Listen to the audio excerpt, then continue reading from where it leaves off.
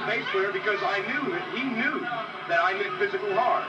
And I have to say I was ugly about it. But he came out and hit us over the head with a bass. He was hitting us because I was going like this. Come on, buddy. And he kept going like this. And I would have been glad to take him on or his buddy Johnny.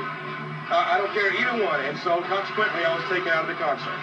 I came here to openly cause dissent against the Sex Pistols because I believe negatively in what they're doing. And as far as I'm concerned, they're not worth killing.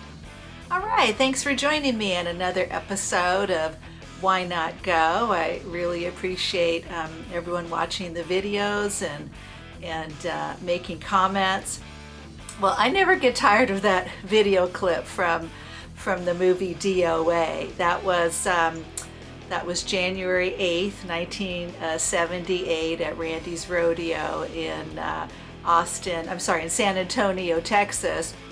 And I love that guy where he says, I went there to cause harm, or I openly disagree with everything they're doing.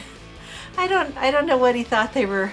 I don't know what he thought they were doing, but he didn't like them. And I love that clip from DOA, especially during that song "New York," because you can see just how on fire they were. And I love that part, and I remember it live. When he gets to the part in the song New York, I won't say the word, but when he said poor little Blake, and then he's pointing to the audience when he says poor little Blake sealed with a kiss. I think everybody in the audience knew exactly, even though they probably didn't know the songs, they knew exactly what he said at that moment.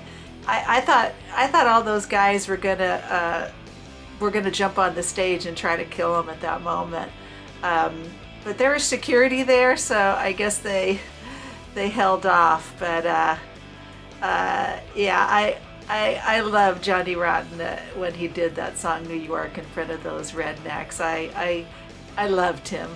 And for more clips on the Sex Pistols tour in 1978, you can go to my video, Sex Pistols on Tour, and I have more clips from the movie DOA, and I chronicle my following the band during that tour. The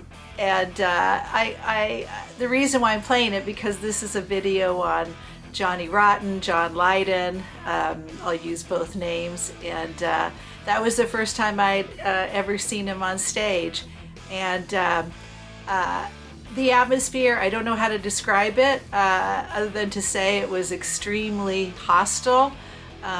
Most of the people in the audience weren't fans. It was the same way in Dallas, Texas at Randy's at the Longhorn Ballroom. Randy's Rodeo is in San Antonio. And it was, they caused a lot of, they ruffled a lot of feathers. People were upset.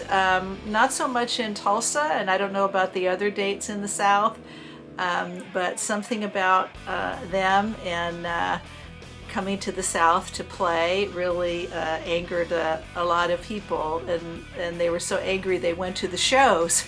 And I'm not a sociologist, but if I had been, especially at that time, I think I would have wanted to write about it, because my feeling is I don't know if the audiences would have been so angry at the time if, say, a band like The Clash went to play Randy's Rodeo in 1978, or the Ramones.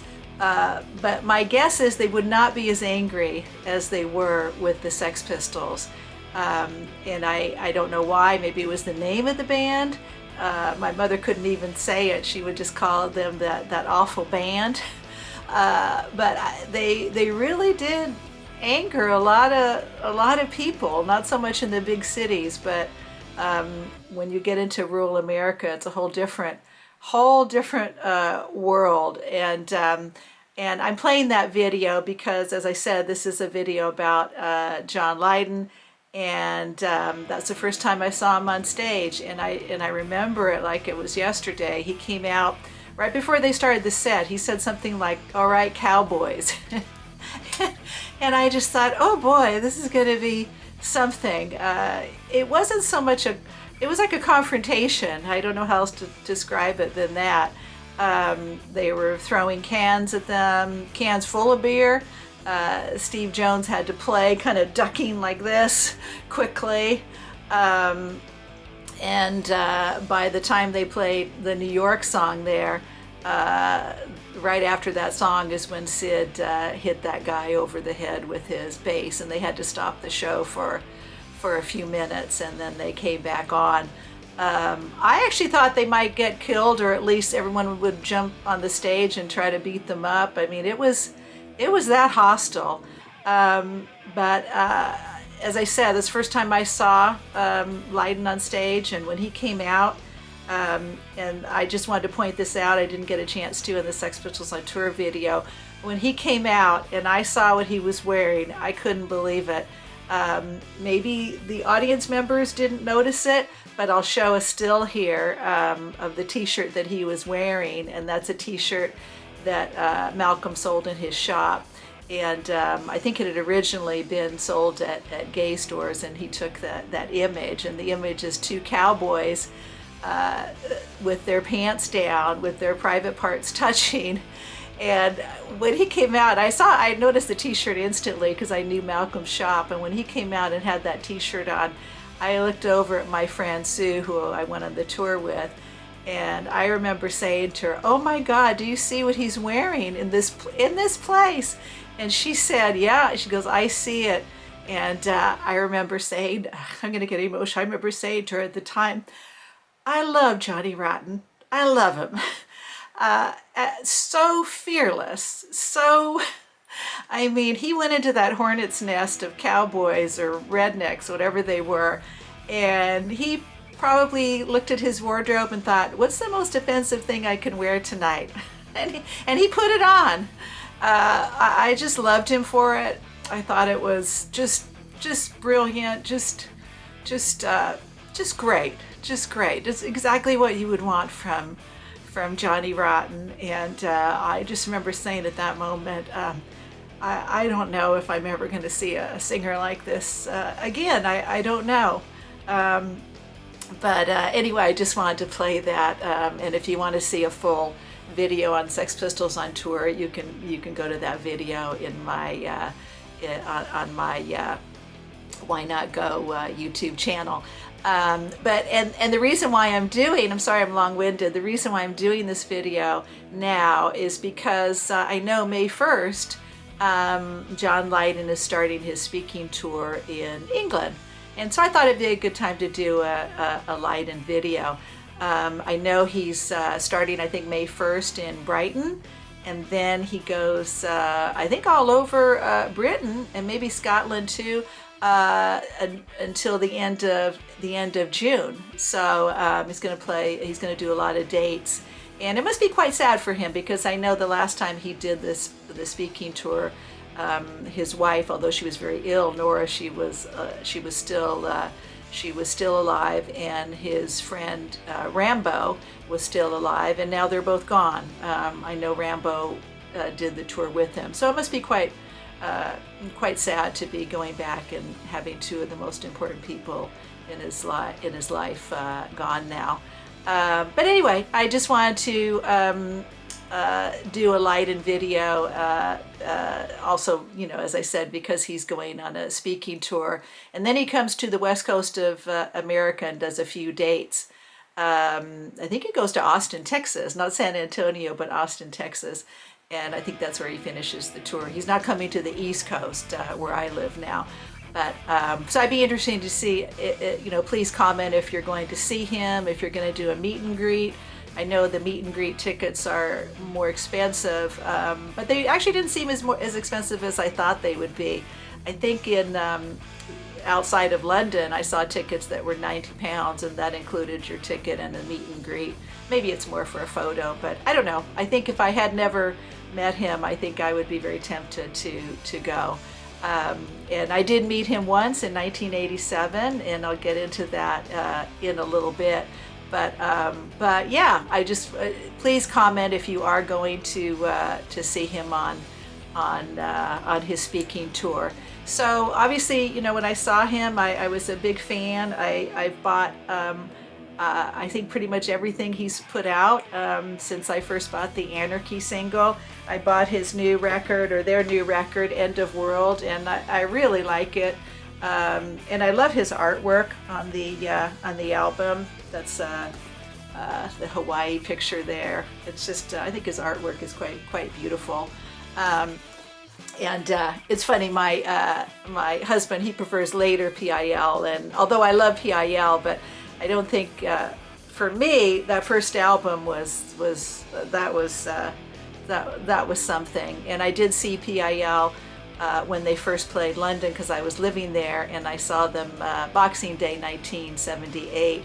And when he came out and did Religion, it kind of brought me back to the moment at Randy's Rodeo. I just thought, wow. I mean, just wow. That song Religion was so powerful. And to write a song like that when the Sex Pistols hadn't even been broken up a year, to be moving so forward in his music, I don't know. I don't even know how to describe it, but I just couldn't believe how talented he was, and how much of a musical leap he made in such a short amount of time. So, but I also wanted to touch upon John Lydon, and as a fan, sometimes he makes comments that a lot of people might consider offensive. I just think he's very unfiltered.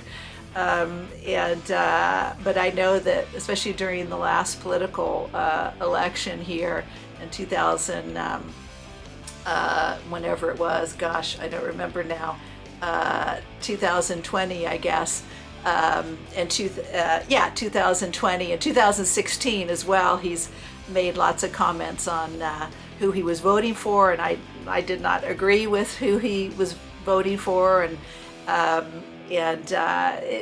don't know. Please comment if you struggle with that as well. I don't even like when pop musicians or any artist kind of talks about politics, even when I agree with them. But when I don't agree with them, it is a little worse. And so I did get, angry, and I'm not anymore. I just think he's Johnny Rotten. He's unfiltered. He's someone that I don't think he's just honest, and if it's going to offend you, and maybe he'll lose a few fans, I think he thinks so be it. He's just very raw, very unfiltered, and that's just the way he is. When we were in at a Comic-Con convention at the beginning of last year, so a little over a year ago, we met Joey Ramone, and and I'll show a picture here of when we met him. Super nice guy. I should read his book. His book, I'm sure, is really good. I think it's called Blitzkrieg something. And and we were chatting with him because no one was really coming up to him, and he said, and I asked him, I said, are you friends with the Sex Pistols? I'm just always curious, like, if bands like talk to each other, or I thought he might be friends with maybe Glenn Matlock, or I don't know, Steve Jones, because Steve Jones lives in America, in LA. And anyway, he just says no. He says, I don't, in his New York accent. Joey Ramone says, no, I don't talk to those guys. And then I brought up Lydon. I said, I didn't think you'd be friends with Lydon. And then I don't think he laughed. He said, I know what he said. He said, that guy, he said, he's the most arrogant guy I've ever met in all my years in music. He's the most egotistical, he said. That's the word he used. He's the most egotistical guy I've ever met in all my years in rock and roll. And I said, yeah, I said he was he was a little out of control when you were on that punk panel together. And I'll just show a brief clip of that, because I think that's kind of a funny video, and it just shows how I don't know how unfiltered Johnny Rotten, or John Lydon Anger is an Energy, and it's just a fun video to watch. I'll just show the part where he's fighting with Marky Ramone.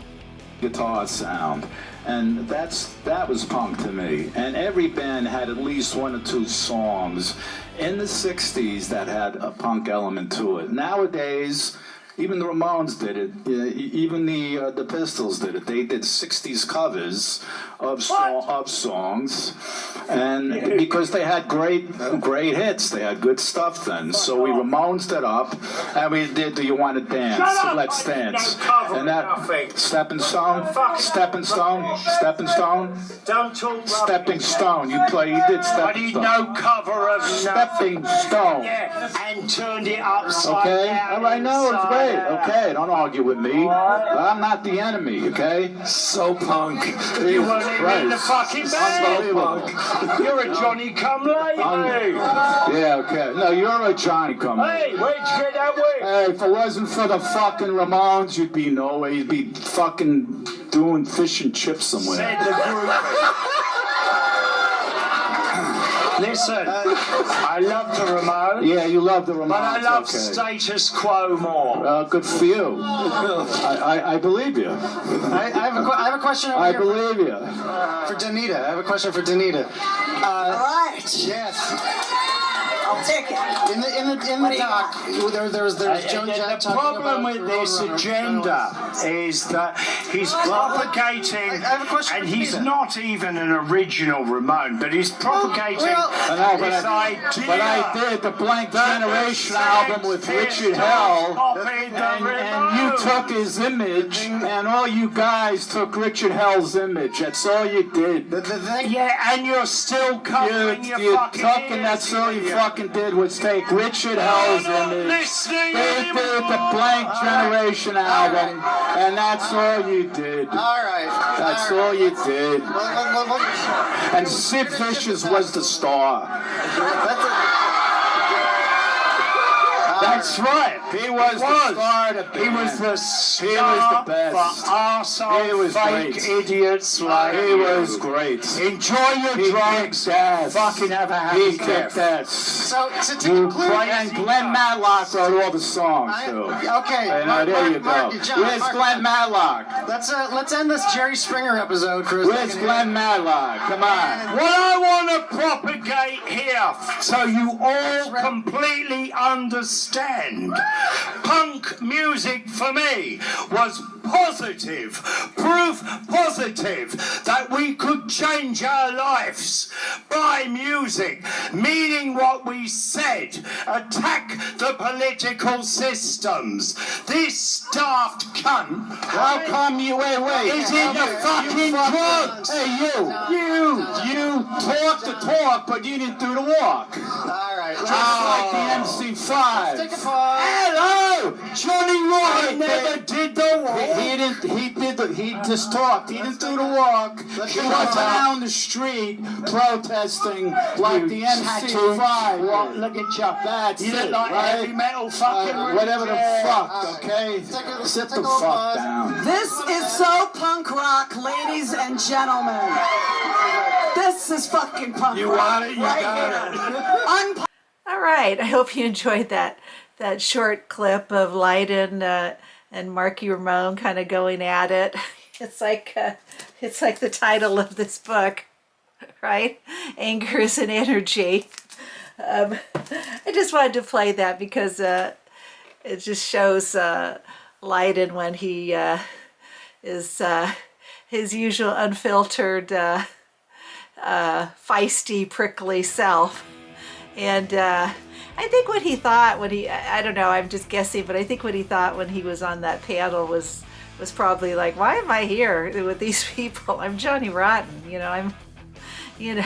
I mean, I don't know. That's what I think was going through his head. Although it looked like he had some respect for Henry Rollins, and I think when Marky Ramone said the Pistols wouldn't have been anything without the Ramones, I think that was what really got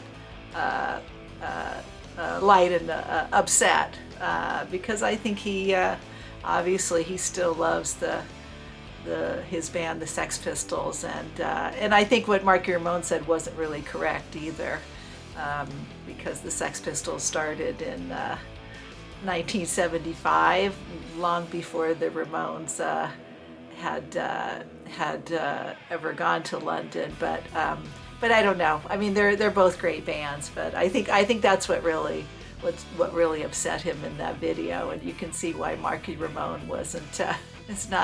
He wasn't too pleased, whereas Lydon looked like he was kind of laughing at the whole thing. So yes, I did meet John Lydon once in my life, and that's one of the reasons why I wanted to do this video. I had in my Sex Pistols on Tour video, I talk about meeting Steve and Paul.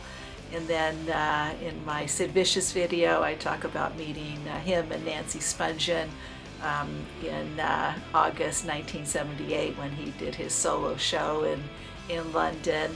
But I never met Lydon in the 70s. The one time I had the backstage pass in Tulsa, he did not come out after the show. He was on the tour bus, so I never met him. So I went to go see. I've always gone to see PIL whenever they play. The last time Joe and I went to see them, I think, was in Orange County in Southern California. I think it was around 2019.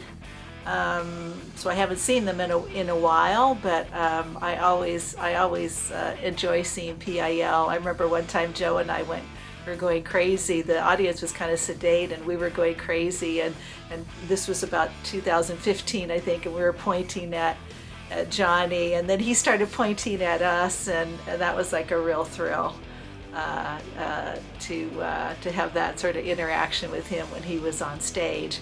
So back to the 80s, when I saw him, he was promoting this album, the Happy album, and I remember I love his artwork. Isn't his artwork just so great? And I remember really liking a lot of the songs. I love the song Seattle. This came out, I think, in September of '87, and I went with my boyfriend at the time to see him at the Universal Amphitheater in LA, and it's kind of like a medium-sized theater or venue. It's 6,200 capacity, and it's not there anymore. They tore it down in 2013. It was at Universal Studios. They tore it down to make room for the Harry Potter part of the park, so it's not there anymore, which I think is sad. That was a great venue. It used to be an open air venue. I actually saw David Bowie, the 1974 Diamond Dogs tour. I went 3 times at the amphitheater to see him there. It used to be open air, and then they closed it. But it was there anyway in December 3rd, 1987. I went to go see PIL. I'd already seen them a few times, and great show. I remember it was just he always does a great show. I didn't have great tickets or great seats. I think we were sort of in the middle or towards the back, but I remember just being up and dancing all the time. I loved his new song Seattle. I think that was the single. And of course he usually does some early stuff like Religion and Public Image and This Is Not a Love Song, and just such great songs. And so it was just a great night. And then so after the show, everybody is filing out. The capacity is 6,200, so it's a fairly big place, not huge like the Forum, which I think is 20,000, but fairly big place. And we are so the two of us are filing out, going out, and then we happened to see a couple friends. Actually, it was a friend of my boyfriend's and his girlfriend, another couple. So we ended up staying later because we were chatting. I remember we were at the refreshment area and we're chatting and this and that, and I don't know if they still serve beer, but at that time, but we were just, staying after the show because we had run into this couple. We're sitting there, or we're standing. And then at one point, I can't remember how long we had been there. I'm going to guess maybe half an hour, 45 minutes or so. And I look down at the floor, and I see crumpled on the floor a couple of backstage passes, and I couldn't believe it. There were PIL backstage passes, so people must have been backstage and, you know, maybe met Lydon or been to the party backstage, and then come out to the theater or come back out to the auditorium and maybe been at the refreshment bar place that we were at and just ripped them off. Anyway, I picked it up and I said to my boyfriend, and I said, oh my God, I said, someone threw away this backstage pass. I can't believe it. I said, maybe I should try to go backstage. I mean, maybe they'll still be there. The van will still be there. You know, won't it be fun? And then I remember him saying to me, oh no, he says, I'm sure everybody's gone, because, you know, we had been there. As I said, I don't remember how long we had been there, but it was a long time. And most of the people, in fact, I think the security guards were already telling the last few people, including us, to go out to the parking lot. And I said, but yeah, I said, you're right. You know, I said, but it might be kind of fun just to try. And then I remember him saying, "No, that, you know, you're silly. There's no point. I'm sure everybody's gone." And so I just kind of said, like, "Oh, okay, you're right. Yeah, that's a silly idea. Yeah." And then you know, they're talking. The three of them, the couple and my boyfriend, the three of them are talking. And I don't know if you ever have this feeling inside where your gut is like speaking to you. And I remember, it's kind of like the name of this channel. I remember thinking, why not go? I mean, why not go? And my gut was just sort of like, it was like a little voice saying, go, go, go, go, go. And it kept getting louder, like, go, go, go. And it was like a train in my head, and I just couldn't even hear them talking. I just thought, this is silly. I mean, what is there to risk? I'm just gonna try to go backstage, you know? And so at that point, I knew he wasn't going to go with me. And it's funny looking back. I mean, he was a nice guy, but he was the kind of person that, you know, if something seems kind of silly, he's going to say, why are you doing that? You know, like, what are the chances? And sometimes those kind of people are not good to be around, because they can you know, tell you not to do things that, you know, are harmless and fun, and, you know, why not? So it was a good thing that my gut kept speaking to me. My gut was louder than my boyfriend, so that was good. And I just, at that point, I just went into my purse. I gave him my car keys, and I said, here's the car keys. I'm going backstage. I know you don't want to go. I said, I'm going backstage, because there was 2 backstage passes. He could have come with me, and the 2 friends, neither one of them wanted to go either. And so I said, here's the car keys. I'll meet you in the parking lot. And I picked up the backstage pass, and I said, I'm going to try to go backstage. And I remember him looking at me like, well, when are you coming back? And I said, I don't know. So I'm just going to try to go backstage. So and I didn't think it was going to work, to be honest, because once a backstage pass has been on somebody's garment, it doesn't really have much sticking power to it. It's so I didn't even think I could pass it off as being my backstage pass. But so anyway, so I go back into the auditorium, and it's fairly big, 6,200 seats, and so I had to go all the way back down into the down to the floor level. And I remember thinking, just be confident, because I know if a security guard sees that you're not confident, that they might, you know that the backstage pass wasn't yours. So I stuck I wish I still had that backstage pass. I stuck the PIL backstage pass on my chest, and I just walked right by the security guard, like, you know, I'm always going backstage. Walk right by him. I got backstage, and it's funny when you go backstage, and, you know, I never do go backstage, but it's funny when you go backstage, especially at a big auditorium, you don't know what to expect. You don't know if you're gonna if it's going to be a big empty room or if you're going to walk into a party with champagne and food. I didn't know what to expect, so I walked in, and it wasn't a party with champagne and food. It was a big empty room. And so I thought, okay, that's fine. At least I tried. It looked like it was just a big, big empty room. And I remember there were some doors off to the side. I don't know if those were the dressing rooms or whatever. And so at that point, and there was no one around. I mean, it really was empty. I mean, it must have been, I don't know how long we had stayed talking to those friends, but maybe it was over an hour after the show had ended. I don't know.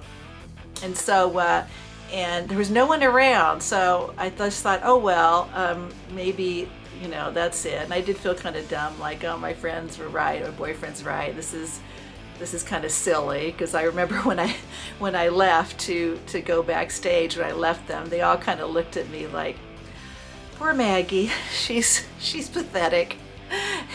She's a pathetic Lydon fan, sad. So they gave me that look like, so sad. So anyway, and I did feel sad when I got backstage. It was a big empty room. But anyway, and then all of a sudden, like a stagehand walked by, and I just thought, why not ask? And so I said, is everybody gone? I said, I was looking for John Lydon. And the guy said, yeah. He said, I think everybody's gone. He said, but you can try the parking lot. And I said, oh, okay. I said, where's the parking lot? And he pointed to some double doors, like off to the left. And he said, yeah. I said, I think everybody's gone, but you could try. So this was December 3rd, as I said, 1987. At that time I was 29. I'll just show a quick photo of me here, the way I looked around that time. This is a picture of me on stage when I was in a goth band called Community FK. I chose this picture because this is about what I looked like in 1987. I dyed my hair black, and I'm wearing a Seditionary sweater on stage. So I love that pink Seditionary sweater. So that's about how I looked around that time when I met John Lydon at the show at the Universal Amphitheater. And so it was the parking lot, not the parking lot for the general public, but it was the parking lot for the band, obviously, the acts. And so I go through the doors, and yeah, it's a small parking area, and I couldn't believe it. I'm gonna get emotional now. I couldn't believe it. There was a big black car. I think it was a limousine. Johnny was in a limousine. It was either a limousine or like a Lincoln Town car. But I think it was a limousine. It was a big black car. It wasn't an SUV. And I think it was the only car left in this sort of parking area for the backstage people, and I didn't even know he was in the car. So I walk up to the car, and then I looked, and I could see from his hair, and I'll show a picture here of the way he probably looked back then with Nora, because Nora was sitting beside him. So I walk up to the left-hand side, the driver's side of the limousine, and he has the door open. I don't know how to describe it, but the door was open, and he had his hand on the door, like he was about to shut it, but he didn't shut it. It was just kind of, his hand was just kind of there on the door handle, but the door was open. So he's on the left side. Nora's on the to his right, and she's wearing a big fluffy, kind of like in this picture, a big fluffy kind of 50s skirt, and then he's looking this way because he's talking to someone who's speaking to him through the window on Nora's side. That door was shut, but he was having a conversation with somebody on the right side, on Nora's side. So he's kind of leaning this way and looking that way, having a conversation, but with his hand on the door handle, and the door was open. So I just thought, oh God, this is my chance. He's still here. And so so I walked up to him, but I didn't want to interrupt his conversation. I walked up to him and I stood right inside the door. So if he closed the door, he would have like shut it on my body. I didn't think it would hurt me or anything, but I just thought I'll stand here because then he can't shut the door, and I can hopefully, get an autograph. Because I'd never even gotten an autograph from a Sex Pistol before. I mean, it's so funny. I don't know, if I turn back time, I met Sid and chatted with him, and I didn't get his autograph. I don't know, or Steve and Paul when I met them at Tulsa. It's just kind of, I don't know, something you kind of don't think about, or I didn't think about back then. But this time I thought, I want to get Johnny's autograph. So anyway, so I'm standing there. He's talking, and I'm just quiet, And then Nora looks over and she says, John, she says, be careful, you're going to shut the door on that girl. And then he looks over at me, because he didn't even know I was standing there. He looks over at me and he says, oh, hello, with his accent. And I said, hi. I said, I just wanted to tell you, I thought it was a great show. And I think, I don't know, I said something like that. I thought it was a great show, and I love your new album. And he said something like, oh, I'm glad you liked it. He says, I thought the crowd was a little sedate. And I said, oh, really? I said, I wasn't sedate. I said, I was up and dancing most of the time. He says, we could have used you down front then. I said, yeah. I said, well, I would have liked to have been down front, but I was way up up there in the other seats. And then I said, well, I said, I'm so glad to meet you. I said, I'd love to get your autograph. And then he says, oh, okay. He says, what would you like me to sign? And I said, I said, I don't know. I said, I'll have to look for something. I didn't even prepare because I didn't think I would be successful, because, my boyfriend and the friends were thinking, I was crazy. And so I didn't even know what to sign. I said, well, let me look in my purse, and I'm sure I'll find something. And so he says, okay, yeah. And he said something like, okay, no problem. And then just at that moment, and so I'm rummaging through my purse, and just at that moment, another guy comes up to him on the same window of the limousine on Nora's side, and this guy says, John, they're telling me you've got to leave. And he says, okay. He says, I'm leaving soon. He said something like, no worries, I'm leaving soon. And then the guy says, no, John, he says, they're telling me you have to leave right now. Like he said, you've got to leave right now. And then at that point, that's what I love about Johnny Rotten. I'm going to call him Johnny Rotten. I actually think he's a very kind person, but if you push him, like those rednecks in Tulsa tried to push him around, or the rednecks rather in San Antonio tried to push him around, or the stage person at the Universal Amphitheater, once you try to push him, I think you set him off, and he was set off, but I was so nervous, because when that guy said, you've got to leave now, my heart was just like, I just felt crushed. I thought, oh God, he's going to have to leave right now. He's going to say, sorry, love, I've got to go, hopefully next time I can give you an autograph.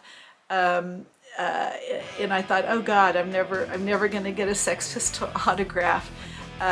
But he didn't say, I'm going to go right now. He looked at the guy, I remember. And I don't know if this other person was someone from his entourage, or if it was someone who worked at the Universal Amphitheater. I think it was someone on his tour, because the guy said, they're telling me you have to leave right now. And he said, and I don't like to swear on YouTube, but I have to swear to tell you what he said. At that point, Lydon said, you tell those fuckers.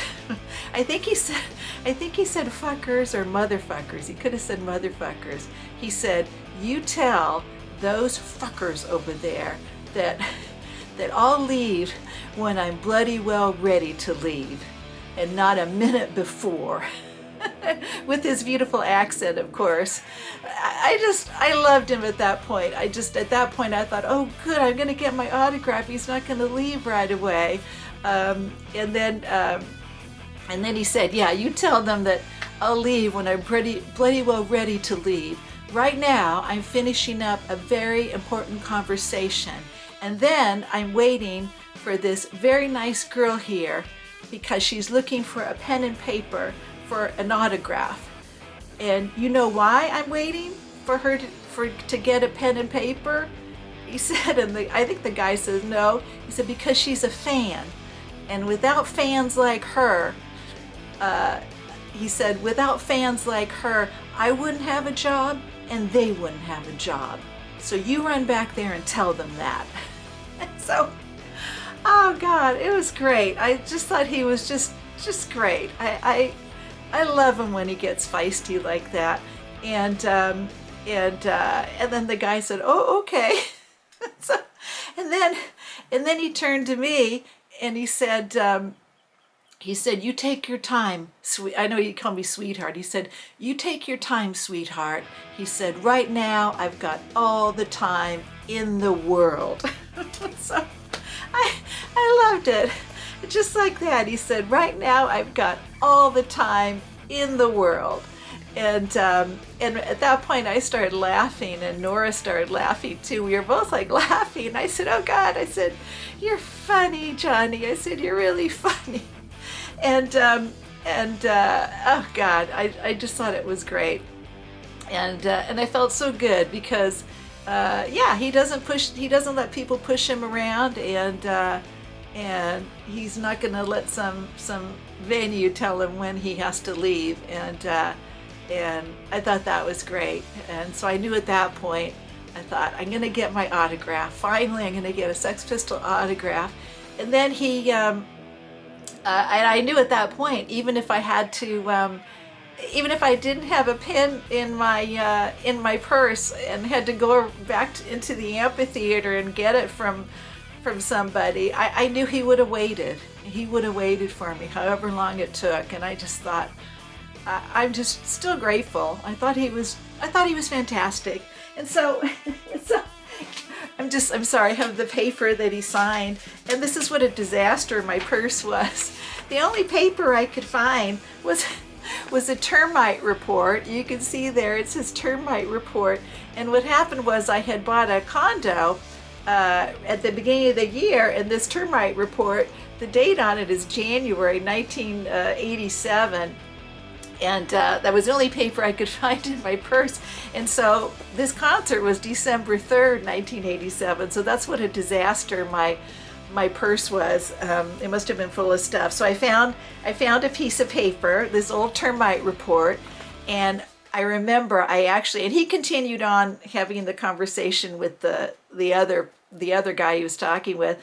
And then I remember, I think I had a big purse at the time. Maybe people did in the 80s. I remember I had to dump everything out on the pavement there looking for a pen, and I finally found a pen. I guess no one in the car had a pen, so I finally found a pen, and it was just great. And so, and when I was ready, he was ready. And I think he asked me, "Do you want me to sign your name?" And I should have said Maggie, but I didn't. And so you can see he signed it there, and I love his signature. He signs it johnlydon, and then he puts a lot of stars on it. You can see he puts a lot of like 5 stars above the johnlydon there. So I thought that was great.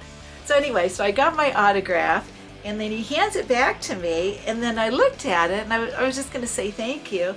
And I looked at it and I said, "Oh," I said, "you signed a johnlydon." I said, "I thought you would be signing your autograph johnlydon."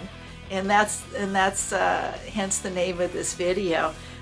That's when he looked at me with a I don't know, I get so emotional, with a big smile, and he said, "I'll always be rotten." I'm probably not saying it right because I don't have the accent, but he just had that brilliant smile, and he just said, "I'll always be rotten." And And I just thought that said it all. He'll always be Johnny Rotten, and I was just so thankful. Anyway, I said thanks, and thanks for waiting for me, and nice to meet you both. His wife seemed real sweet, and off I went. So I'm so glad that I listened to my didn't listen to my boyfriend, didn't listen to those friends, and I listened to my gut, and I got backstage and I met Johnny Rotten, and he'll always be Johnny Rotten to me, and I feel the same way. Oh God, I'm sorry. I feel the same way as I did at that first show that I saw him at, January 8th, 1978 at Randy's Rodeo. When I said to my friend Sue, I said, I love Johnny Rotten. So I feel the same way today. I love Johnny Rotten. So anyway, hope you enjoy the video. Hope you like the video, and the reason why I wanted to upload this, as I said, was I thought it was kind of timely since he's doing a big meet and greet tour, and I didn't want to upload it just to say, oh, I got his autograph. I wanted to upload it because I think it really reveals his character. I think he's prickly. I think he's feisty. I don't always agree with his stance on things, but I think when it comes to his fans, I think he loves his fans, and I think I think he just loves his fans. I think he's very appreciative to have to have us, because I'm a fan. I think he's very appreciative to have us, and he may be prickly with other people, but I think with his fans, I think he's a sweetheart. So anyway, so that's it. That's my my John Lydon video.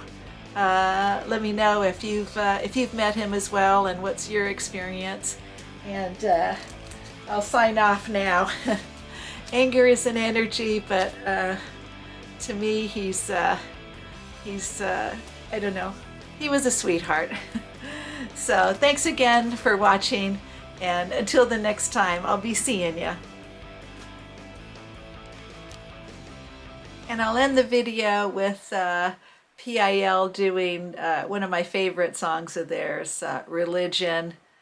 This is that some time ago, I'm not sure. I think it's around 2011, but I'm not sure. So thanks again for watching.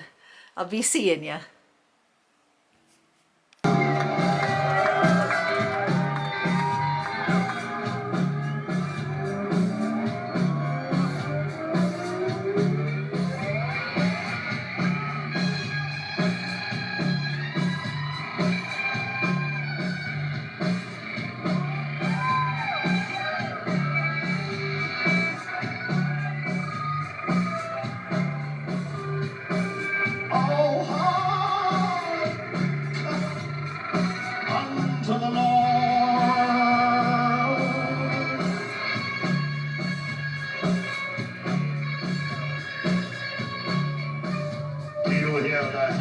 Angels singing.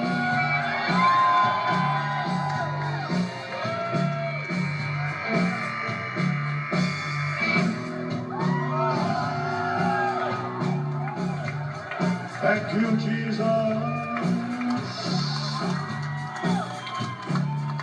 Jesus had to cancel an important appointment to be here with us in New York this evening. Thank you, Jesus.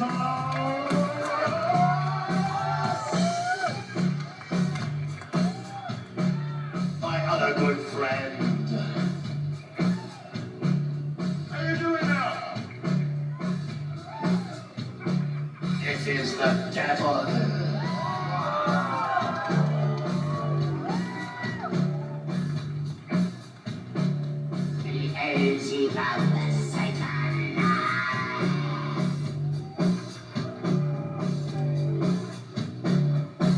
Do you like the bass?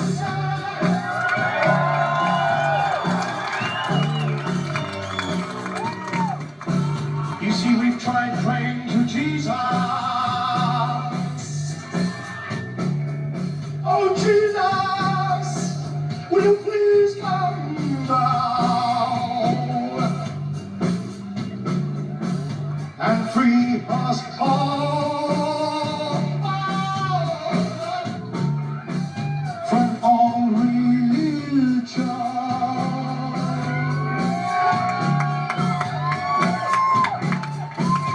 But Jesus doesn't answer. So we've got the bass, because only the bass can free your soul.